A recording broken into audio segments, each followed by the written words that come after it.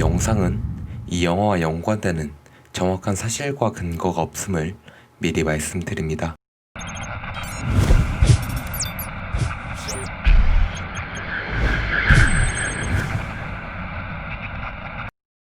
어렸을 때 한 번쯤 봤을 만한 영화, 미야자키 하야오 감독의 명작 이웃집 토토로.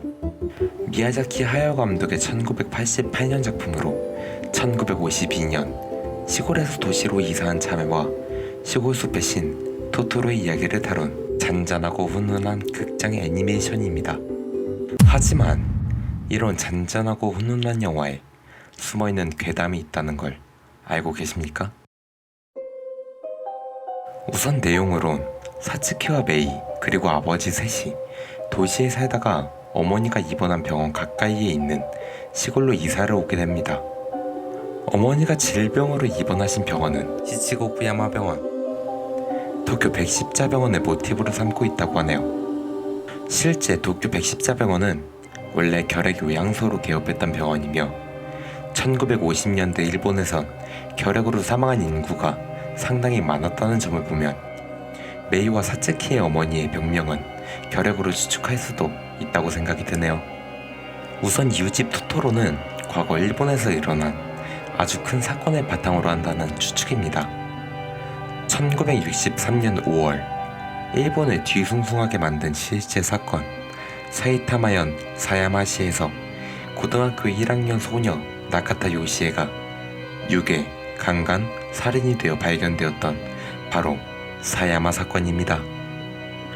이 사건의 전개는 이렇습니다.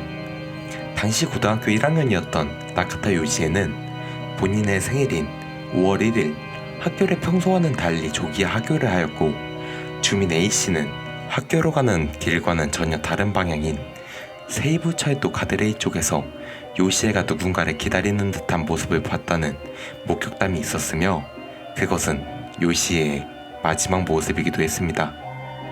가족들은 오후 6시가 되도록 딸이 나타나지 않자 요시에의 오빠가 요시에를 찾으러 나섰는데 결국 찾지 못하고 집으로 다시 돌아오게 된 요시에의 오빠는 집 문틈 사이로 편지 봉투 하나를 발견하게 됩니다.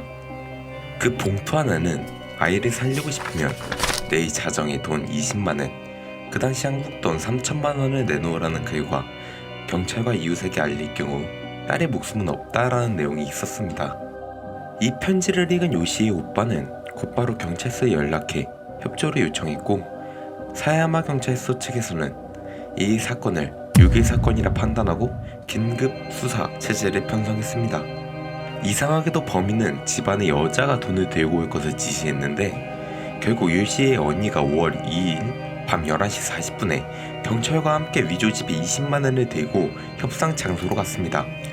그곳엔 40여 명의 경찰관이 잠복해 범인을 체포할 준비를 했습니다. 그런데 그만 여기서 사소한 실수 하나로 일이 꼬이고 말게 되는데요. 요시의 언니가 범인을 기다리면서 경찰과 몇 마디 나눈 대화가 있었는데 그게 범인의 눈에 들어오게 된 것입니다. 경찰이 잠복해 있다는 것을 눈치챈 범인은 바로 도주해버렸습니다. 결국 범인을 체포할 결정적인 기회를 놓친 경찰과 요시에의 가족들. 협상이 결렬된 이후 범인 측으로부터 온 협박 편지나 전화 같은 건 없었고, 그로부터 실종된 지 3일 만에 5월 4일 오전 10시경 허무하게도 나카타 요시에는 싸늘한 시신으로 돌아왔습니다.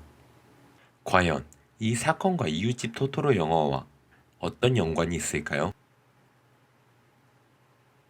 첫째, 우선 사건이 일어났던 장소를 보면 실제 사건이 일어났던 장소는 사이타마현 사야마시, 이웃집 토토로의 배경이 된 장소는 사이타마현 도쿠로자와시로 실제 바로 옆 동네였다고 합니다. 둘째, 실제 사건이 일어났던 날은 5월 1일. 이웃집 토토로의 주인공인 두 자매의 이름은 메이와 사츠키. 사츠키는 1어 고어로 5월이란 뜻이고, 메이는 영어로 5월이란 뜻을 가지고 있습니다. 과연 우연일까요? 셋째, 어머니가 입원하신 병원이었던 시치고쿠야마 병원. 실제 피해자였던 소녀의 어머니는 결핵 환자였으며 작품 속 어머니 역시 결핵 환자로 추정되고 있습니다. 또한 실제 피해자의 어머니께서 입원했던 병원은 나나고쿠야마 병원, 둘 다 똑같은 한자를 사용한다는 점이었습니다.